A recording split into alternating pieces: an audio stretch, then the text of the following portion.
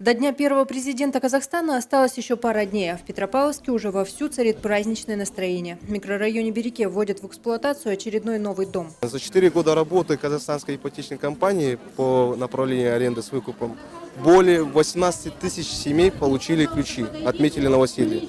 Это в 20 городах Республики Казахстан. Конечно же, несомненно, это значимый показатель, значимый результат. Этими показателями мы очень гордимся.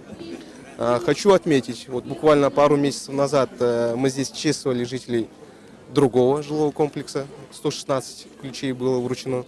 Сегодня еще 96 семей получат ключи от новых квартир. Всего же по направлению арендное жилье с выкупом в Петропавловске квартирами обзавелись 410 семей. Общая площадь этого жилья более 22 тысяч квадратных метров. По темпам роста мы сегодня среди всех регионов страны в лидирующих позициях. И эти лидирующие позиции мы не собираемся сдавать. Благоустраивает свой город. Буквально недавно открыли в микрорайоне Береке новую церковь. 2 месяца назад открыли новую мечеть в 20-м микрорайоне. И я специально об этом говорю, поскольку мы живем в мире и согласии, понимая друг друга и уважая друг друга. Это все благодаря политике, которую проводит глава нашего государства Нурсултан Абишевич Назарбаев. 36 однокомнатных, 47 двухкомнатных и 13 трехкомнатных квартир получили сегодня петропавловцы.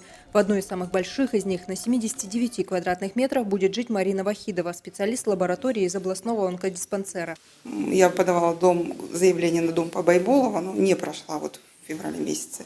Вот решила попробовать еще раз. Удача улыбнулась.